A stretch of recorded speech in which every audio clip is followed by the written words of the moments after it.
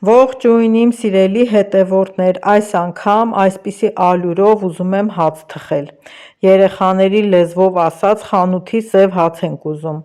Հիմա ուրեմն 150 գրամ կարմիր ալյուր եմ վերցրել, ամբողջական ցորենի հատիկի այդ փշուրները մեջը, ավելացնում եմ 250 գրամ առաջին տեսակի ալյուր, ավելացնում եմ 1 ճաշի գթալ աղ, մի քիչ ավել և 1 ճաշի գթալ խմորիչ, այսինքն թթխմորով չեմ պատրաստելու, խմորիչով եմ պատրաստելու, երկար ժամանակ այս ալյուրը իմ դարակում էր, պահ եկավ, որ ինձ խանգարեց, նույնիսկ պետք չէր ինչ-որ ամանի մեջ լցնեի և որոշեցի հապճեպ հաց թխել։ Վերջում ավելացնում եմ 100 գրամ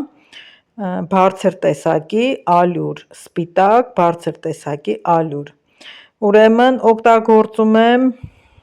1 լիտրի չափով ջուր, այստեղ տաքացրել եմ 1 լիտր 300 մլի ջուր, հիմա օգտագործելուց հետո դե գիտեմ 1 լիտր եմ օգտագործել, շահում ենք պինդ խմոր, ահավոր պինդ չէ, պետք է մի քիչ տեղ թողնենք, որպեսզի խմորը հասունանա, գնդվող խմոր ենք պատրաստում։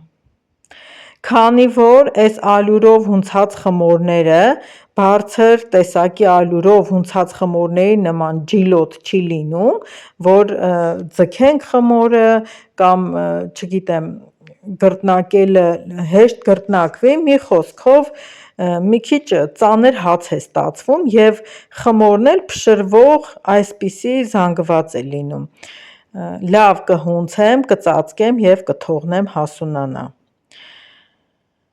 Վերջում ձեռքերը թռչում ենք բուսայուղով և մի հատ երեսի շերտը բուսայուղով ծածկում ենք, ցելոֆան ենք փռում, շոր ենք փռում, թողնում ենք հասունանա։ Ուրեմն սիրելիներս, տանից դուրս եմ եկել, 2 անգամ լավ բարձրացել է և հարսիկս մի հատ 2 անգամ հունցել է, սա 3-րդ անգամն է, կուզեի այդ ընթացքը ձեզ ցույց տայի, բայց ինձ թվում է բոլորդ էլ խմորիչով հասունացրած խմոր արած կլինեք և գիտեք ինչպես է բարձրանում, թողնելու ենք 3-4 անգամ ծավալով մեծանա։ Հիմա այս վերջին անգամն էլ արդեն դատարկում եմ սեղանի, խմորը աման մեջ հավաքում եմ, դատարկում եմ սեղանին և եզրերից իրար վրա բերելով ստանում եմ գունդը, այնպես պետք է անենք, որ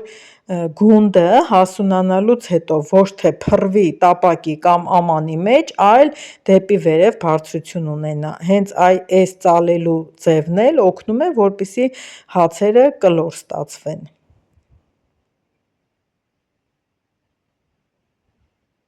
Վրայի ալյուրը չի խանգարում, կարող եք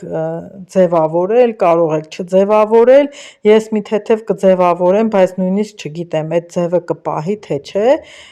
դեռ չգիտեմ թե ինչպիսի բարձրություն, թեթևություն կունենա։ Հիմա ափսեների մեջ կտոր կդնեմ, խմորը կդնեմ մեջը, կթողնեմ կհասունանա, հետո կտեղափոխեմ այն ամանի մեջ, ինչի մեջ որ թխելու եմ։ Այստեղ հասունանալուց հետո, մի քիչ հասունանալուց հետո պետք է հացը դնենք հակառակ կողմով։ Հիմա երեսը կծածկեմ, կթողնեմ հասունանա։ Ահա հասունացել է,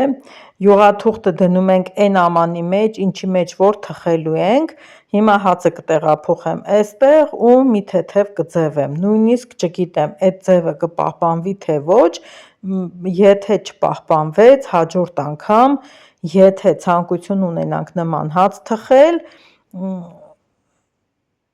էլ չեմ ձևի, հենց միանգամից այսպես կթողնեմ կհասունանա ու կդնեմ ջեռոցը կթխեմ։ Այս ամանների մեջ էլ եթե ձևենք, պետք է նորից մի 10-15 րոպե թողնենք հասունանա։ Բոլորս էլ գիտենք, որ այս հացերի որակը այն որակը չի ունենում, ինչը որ բարձր տեսակի հացն է ունենում, բայց դե լինում է, չէ, որ գնում ենք հացի խանութ, թեկուզ տեսքին նայում ենք,